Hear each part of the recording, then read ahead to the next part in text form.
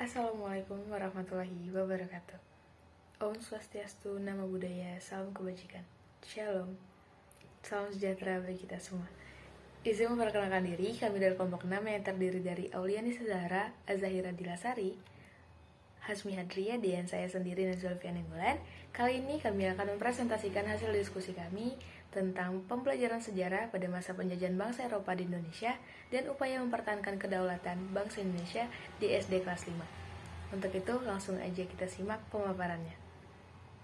Latar belakang kedatangan dan periode masa penjajahan bangsa Eropa ke Indonesia.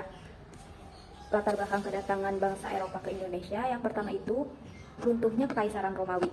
Kekaisaran Romawi mengalami kejayaan pada masa pemerintahan Kaisar Octavianus Augustus, di mana kekuasaannya itu hampir meliputi seluruh Eropa, Afrika Utara, dan Afrika Barat. Pada tahun 476, Kekaisaran Romawi tersebut runtuh dan berakibat pada kemunduran jaringan perdagangan antara Asia dengan Eropa yang mengakibatkan kehidupan wilayah tersebut semakin merosot. Lalu yang kedua, adanya Perang Salib atau Perang Suci. Perang Salib merupakan perang yang melibatkan masyarakat dari Eropa melawan Turki Seljuk dan orang Arab. Perang ini berlangsung selama 200 tahun dan terbagi menjadi 7 periode. Perang ini disebabkan karena perebutan kota Yerusalem.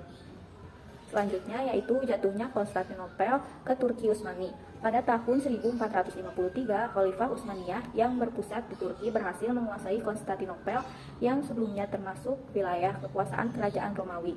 Jatuhnya Konstantinopel dipimpin oleh Sultan Muhammad II dan menimbulkan kesulitan bagi bangsa Eropa, khususnya dalam bidang perdagangan. Portugis yang menjadi pembuka jalan menemukan Kepulauan Nusantara sebagai daerah penghasil rempah-rempah. Kemudian menyusul ada Spanyol, Belanda, dan Inggris. Tujuan kedatangan mereka ke wilayah timur tidak semata-mata mencari keuntungan melalui perdagangan rempah-rempah saja, tetapi ada tujuan yang lebih luas, yaitu tujuan mereka terkait dengan semboyan gold, glory, dan gospel. Gold yaitu memburu kekayaan dan keuntungan dengan mencari dan mengumpulkan emas, perak, dan bahan tambang serta bahan-bahan lain yang sangat berharga. Kemudian glory yaitu memburu kejayaan, superioritas, dan kekuasaan. Dalam kaitannya mereka saling bersaing dan ingin berkuasa di dunia baru yang ditemukannya. Kemudian ada gospel, menjalankan tugas suci untuk menyebarkan agama. Selanjutnya yaitu periode masa penjajahan bangsa Eropa di Indonesia. Setelah jatuhnya Konstantinopel, akses bangsa-bangsa Eropa untuk mendapatkan rempah-rempah yang lebih murah di kawasan Laut Tengah menjadi tertutup. Oleh karena itu, mereka berusaha mencari dan menemukan daerah-daerah penghasil rempah ke timur. Bangsa Eropa Barat yang pernah datang ke Indonesia diantaranya yaitu ada Portugis. Bangsa Portugis berhasil mendirikan kantor dagangnya di Goa pada tahun 1509 dan pada tahun 1511 Portugis berhasil menguasai Malaka. Dari Malaka di bawah pimpinan De Abreu, pada tahun 1512 Portugis telah sampai di Maluku dan diterima baik oleh Sultan Ternate yang pada waktu itu sedang bermusuhan dengan Tidore. Portugis berhasil mendirikan benteng dan mendapatkan hak monopoli perdagangan rempah-rempah. Selain mengadakan monopoli perdagangan rempah-rempah di Maluku, Portugis juga aktif menyebarkan agama. Kemudian ada Spanyol. Kedatangan bangsa Portugis sampai di Indonesia segera diikuti oleh bangsa Spanyol. Dan pada tahun 1512 di Maluku, bangsa Spanyol datang ke Indonesia dan diterima baik juga oleh Sultan Tidore yang saat itu sedang bermusuhan dengan Portugis. Sebaliknya, kedatangan Spanyol di Maluku bagi Portugis merupakan pelanggaran atas hak monopoli. Oleh karena itu, timbullah persaingan antara Portugis dan Spanyol. Selanjutnya, yang ketiga adalah Belanda. Pada bulan April 1595, Belanda memulai pelayaran menuju Nusantara dengan 4 buah kapal di bawah pimpinan Cornelis de Houtman. Dalam pelayarannya menuju ke timur, Belanda menempuh rute pantai barat Afrika, kemudian Tanjung Harapan dan Samudra Hindia, kemudian ke Selat Sunda dan Banten. Pada saat itu Banten berada di bawah pemerintahan Maulana Muhammad. Kedatangan rombongan Cornelis de Houtman pada mulanya diterima baik oleh masyarakat Banten dan juga diizinkan untuk berdagang di Banten. Namun karena sikapnya yang kurang baik, sehingga orang Belanda kemudian diusir oleh masyarakat Banten. Tidak hanya itu, rombongan kedua dari negara Belanda masuk ke Indonesia di bawah pimpinan Jacob van Neck dengan 8 buah kapalnya tiba di Banten pada bulan November pada tahun 1568. Lalu peristiwa-peristiwa penting yang terjadi pada saat Belanda masuk ke Indonesia yaitu adanya terbentuk VOC dan pembentukan pemerintahan kolonial Belanda. Halo anak-anak, yang selanjutnya kita akan membahas tentang peristiwa-peristiwa sebelum kemerdekaan Indonesia, makna dari teks proklamasi tersebut, dan peristiwa-peristiwa setelah pembacaan juga pengesahan teks proklamasi. Nah, daripada lama-lama lagi, yuk kita langsung ke pembahasannya. Yang pertama yaitu pembahasan mengenai peristiwa sebelum disahkannya teks proklamasi atau sebelum kemerdekaan Indonesia. Yang pertama ada perbedaan pendapat antara golongan muda dan golongan tua, di mana golongan muda ini selalu mendesak dan ingin golongan tua untuk mengesahkan proklamasi secara secepatnya. Namun, para golongan tua bersifat untuk tidak tergesa-gesa. Nah, disinilah terjadi perbedaan pendapat. Lalu yang kedua, ada peristiwa Rengas Dengklok, di mana disebabkan karena pemuda gagal memaksa golongan tua untuk secepat mungkin memproklamasikan kemerdekaan Indonesia dan menjauhkan mereka dari pengaruh Jepang. Menurut golongan muda, jika Soekarno dan Hatta masih berada di Jakarta, maka kedua tokoh ini akan dipengaruhi dan ditekan oleh Jepang sehingga menghalanginya untuk memproklamasikan kemerdekaan Indonesia. Pada malam hari tanggal 15 Agustus tahun 1945, sebelum kejadian Rengas Dengklok, golongan pemuda mengadakan suatu perundingan di ruangan Lembaga Bakteriologi Penegasan Umum yang dipimpin oleh Cairul Soleh. Keputusan rapat menunjukkan bahwa tuntutan-tuntutan radikal golongan pemuda yang diantaranya menegaskan bahwa kemerdekaan adalah hak dan soal rakyat Indonesia sendiri, tidak dapat digantungkan kepada orang dan kerajaan lain, segala ikatan dan hubungan dengan janji kemerdekaan dari Jepang harus diputuskan, dan sebaliknya diharapkan diadakan perundingan dengan Insinyur Soekarno dan Muhammad Hatta agar mereka turut menyatakan proklamasi. Jadi tidak diabaikan atau tidak ditunda-tunda kembali. Lalu yang ketiga ada penyusunan teks proklamasi. Pada malam hari tanggal 16 Agustus 1945, rombongan Soekarno-Hatta berada di kediaman Laksamana Maeda di Jalan Imam Bonjol nomor 1 guna mempersiapkan teks proklamasi. Turut bersama rombongan adalah ada Ahmad Subarjo, Sukarni, B.M. Dias, Sudiro, dan Sayuti Melik. Pada tanggal 17 Agustus dini hari, di rumah Laksamana Maeda, tepatnya di ruang makan, disusunlah naskah proklamasi kemerdekaan Indonesia. 3 tokoh nasional yang menyusun teks proklamasi itu adalah Soekarno, Muhammad Hatta, dan Ahmad Subarjo. Soekarno yang menulis naskah proklamasi, sedangkan Muhammad Hatta dan Ahmad Subarjo menyumbangkan ide secara lisan. Kalimat pertama merupakan buah pemikiran Ahmad Subarjo, sedangkan kalimat terakhir ide dari Muhammad Hatta. Soekarno kemudian meminta persetujuan kepada semua yang hadir. Soekarno mengusulkan teks proklamasi ditandatangani oleh Soekarno dan Muhammad Hatta atas nama bangsa Indonesia. Usulan ini diterima. Naskah proklamasi kemudian diserahkan kepada Sayuti Melik untuk diketik dengan beberapa perubahan-perubahan yang disepakati. Usai penandatanganan, mereka merundingkan lokasi pelaksanaan proklamasi. Semuanya disepakati dilaksanakan di lapangan IKN Jakarta, namun karena khawatir akan memicu bentrokan dengan Jepang, akhirnya disepakati pelaksanaan proklamasi dilaksanakan di Rumah Soekarno, Jalan Pengasaan Timur nomor 56 Jakarta, yang sekarang menjadi Jalan Proklamasi nomor 1 pada pukul 10 waktu Indonesia Barat.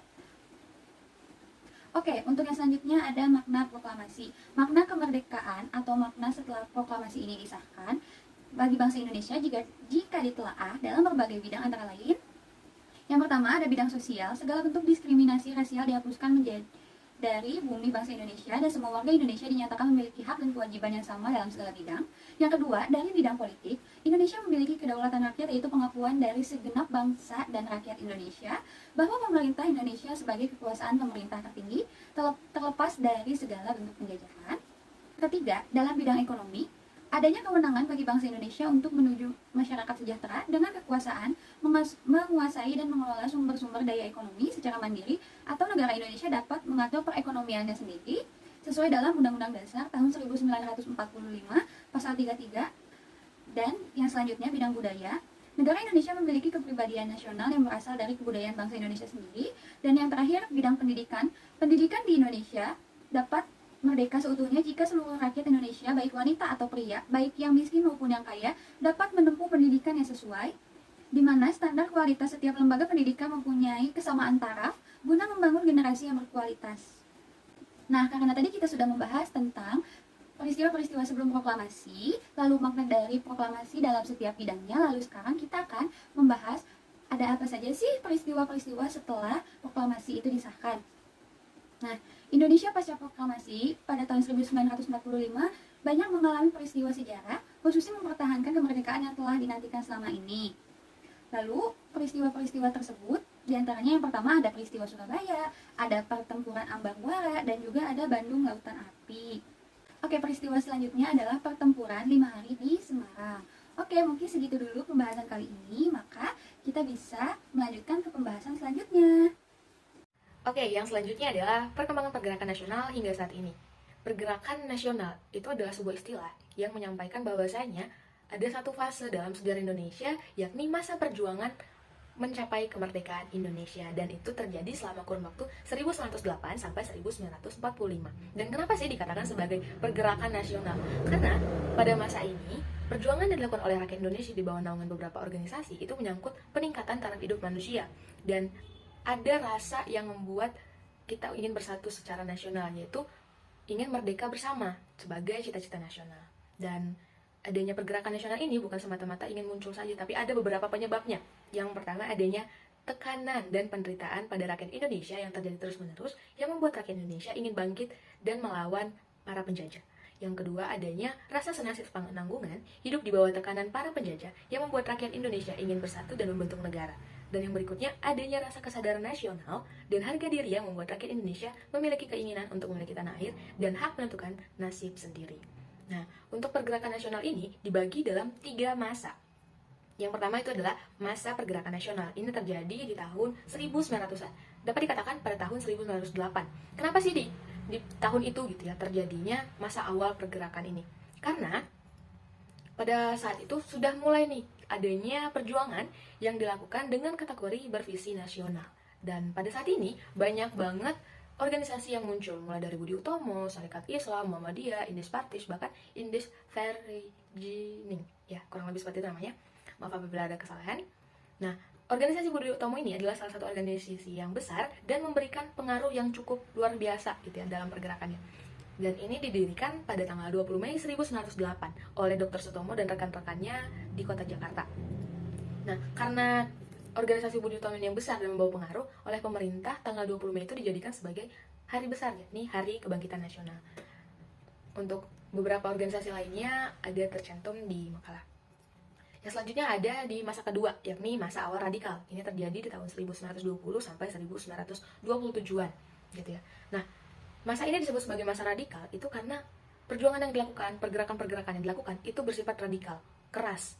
Kerasnya itu terhadap pemerintahan Hindia Belanda gitu. Bahkan pada masa ini tidak ada unsur kerjasama yang berlangsung. Dan beberapa organisasi yang bersifat radikal ini ada Perhimpunan Indonesia atau PI, Partai Komunis Indonesia (PKI), Nahdlatul Ulama atau NU, dan Partai Nasional Indonesia (PNI).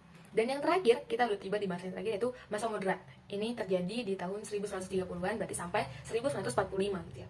Nah, di tahun ini organisasi yang ada itu merubah taktiknya 180 derajat. Yang awalnya gak ada namanya kerjasama, dan di tahun ini ada yang namanya kerjasama gitu. Mereka melakukan kerjasama dengan pemerintah Hindia Belanda. Nah, beberapa organisasi yang menggunakan asas moderat ini itu ada Partindo 1930, PNI baru, terus itu ada Partai Indonesia Raya atau Parindra, terus itu Gerakan Rakyat Indonesia atau Gerindo, dan Gabungan Politik Indonesia atau GAPI. Nah, jadi dengan adanya pergerakan nasional ini akhirnya tercapailah proklamasi kemerdekaan Indonesia pada tanggal 17 Agustus 1945. Dan oleh karena itu, proklamasi disebut sebagai puncak-puncak pergerakan nasional. Tapi setelah adanya proklamasi kemerdekaan Indonesia itu bukan berhenti sampai di situ, teman-teman. Selepas tahun itu, Indonesia masih terus berjuang untuk mempertahankan kemerdekaan. Dan itu bisa dibilang sejak tahun 1945 sampai 1950. Nah, kan tadi proklamasi diselenggarakan pada 1945, dan itu belum cukup untuk Belanda bisa mengakui kalau kemerdekaan Indonesia itu udah utuh gitu. Nah, di sini rakyat Indonesia masih melakukan yang namanya perjuangan fisik dan perjuangan diplomasi untuk mendapatkan pengakuan penuh atas kemerdekaan kita gitu. Jadi bukan cuma semata-mata udah merdeka udah gitu. Tapi Indonesia butuh pengakuan secara umum di mata dunia internasional gitu ya. Nah, hingga pada akhirnya itu Belanda hadir bersama sekutu. Terjadilah Perang Dunia Pertama, dilanjutkan Perang Dunia Kedua, lalu berujunglah pada Konferensi Meja Bundar pada tanggal 2 November 1949. Dan tepat pada hari proklamasi kemerdekaan Indonesia yang kelima, dan itu berarti tanggal 17 Agustus 1950, itu kita resmi kembali menjadi negara kesatuan Republik Indonesia. Namun bukan berhenti sampai di situ aja. Indonesia sejak saat itu masih terus melakukan perjuangan untuk mengisi kemerdekaan. Kalau yang tadi untuk mempertahankan kemerdekaan, nah sejak tahun 50 sampai saat ini itu untuk mengisi kemerdekaan.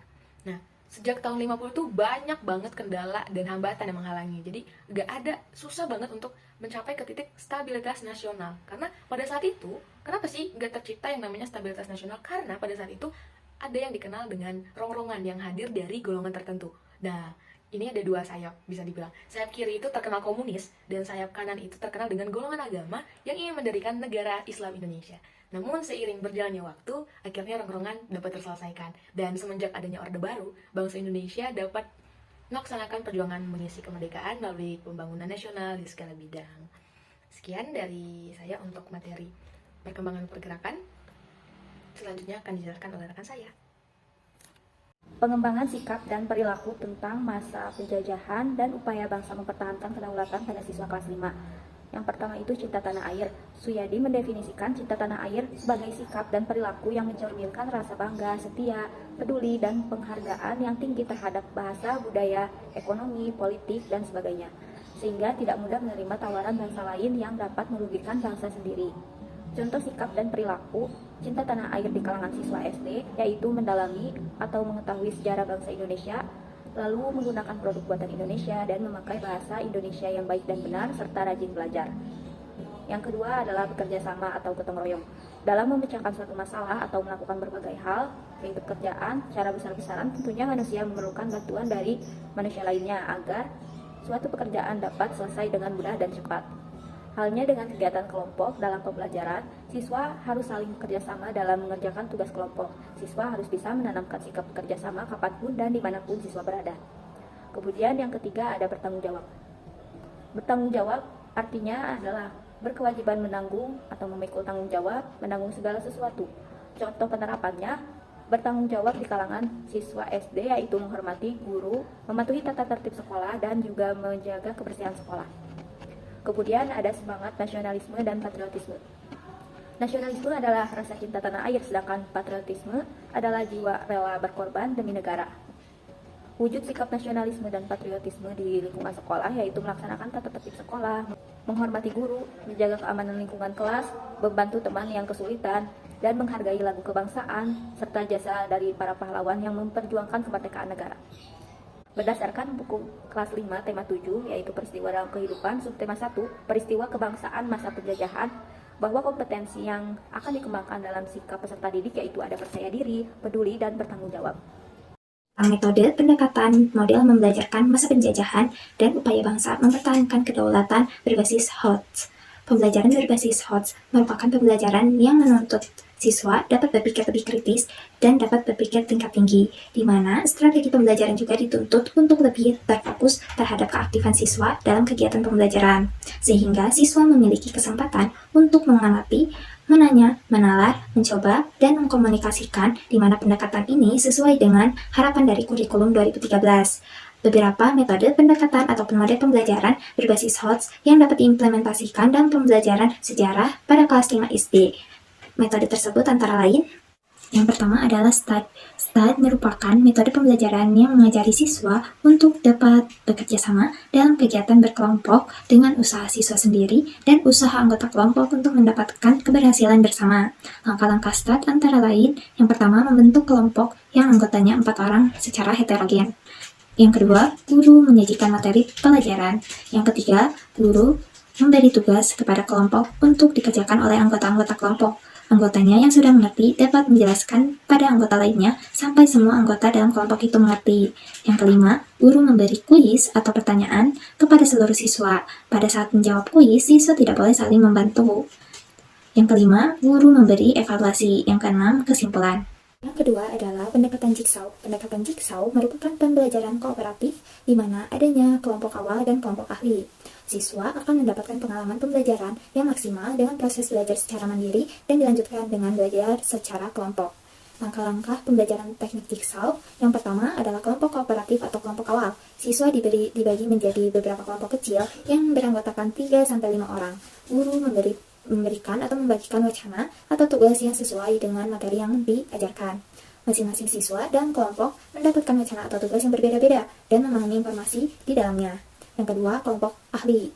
Guru mengumpulkan masing-masing siswa yang memiliki wacana atau tugas yang sama dalam satu kelompok, sehingga jumlah kelompok ahli sesuai dengan wacana atau tugas yang telah dipersiapkan oleh guru. Dalam kelompok ahli ditugaskan agar siswa belajar bersama untuk menjadi ahli sesuai dengan wacana atau tugas yang menjadi tanggung jawabnya. Tugas semua anggota kelompok ahli untuk memahami, dapat menyampaikan informasi tentang hasil dan wacana atau tugas yang telah dipahami kepada kelompok kooperatif. Apabila tugas sudah selesai dikerjakan, dalam kelompok ahli masing-masing siswa kembali pada kelompok kooperatif. Beri kesempatan secara bergilir masing-masing siswa untuk menyampaikan hasil dari tugas kelompok ahli. Apabila sudah menyelesaikan tugasnya secara keseluruhan, masing-masing kelompok melaporkan hasilnya dan guru memberi klarifikasi atau evaluasi kepada siswanya, dan siswa dapat menyimpulkan materi pembelajaran tersebut. Yang ketiga adalah metode mind mapping. Metode mind mapping merupakan suatu pendekatan untuk memudahkan siswa dalam meringkas suatu materi pembelajaran menjadi suatu konsep dari inti permasalahan sampai pada bagian pendukung dalam suatu materi, sehingga meningkatkan kreativitas siswa untuk menjadikan materi tersebut menjadi sebuah peta pikiran yang ringkas. Mind mapping membantu peserta didik dan guru dalam proses pembelajaran di kelas dengan meringkas bahan ajar yang begitu banyak menjadi sedikit dan menarik untuk dibaca. Metode ini dapat menyederhanakan hal yang sangat kompleks menjadi sederhana. Langkah-langkah pembelajaran dengan model mind mapping antara lain: yang pertama, guru mengarahkan siswa untuk memulai dari bagian tengah kertas kosong dengan judul materi pelajaran. Karena memulai dari tengah memberi kebebasan kepada otak untuk menyebar ke segala arah dan untuk mengungkapkan dirinya dengan lebih bebas dan alami. Yang kedua, gunakan gambar atau foto, karena sebuah gambar bermakna 1000 kata sentral akan lebih menarik, membuat siswa tetap terfokus, membantu siswa berkonsentrasi, dan mengaktifkan otak siswa. Yang ketiga, gunakan warna, karena bagi otak, warna sama menariknya dengan gambar. Warna membuat mind mapping lebih hidup, menambah energi kepada pemikiran kreatif siswa dan menyenangkan. Yang keempat, hubungkan cabang-cabang utama ke gambar pusat, dan hubungkan cabang-cabang tingkat 2 dan 3 ke tingkat 1 dan 2, dan seterusnya. Bila kita menghubungkan cabang-cabang tersebut, kita akan lebih mudah mengerti dan mengingat. Buatlah garis suku yang melengkung, bukan garis lurus, karena garis lurus akan membosankan otak kepada siswa. Cabang-cabang yang lengkung dan origami seperti cabang pohon jauh lebih menarik bagi mata siswa. Gunakan satu kata kunci untuk setiap garis, karena kata kunci tunggal memberi lebih banyak daya dan fleksibilitas kepada mind mapping. Sekian pemaparan dari kami kelompok 6, kurang lebihnya mohon maaf. Untuk teman-teman yang ingin menanggapi dan bertanya, akan ada di sesi selanjutnya. Saya tutup, terima kasih.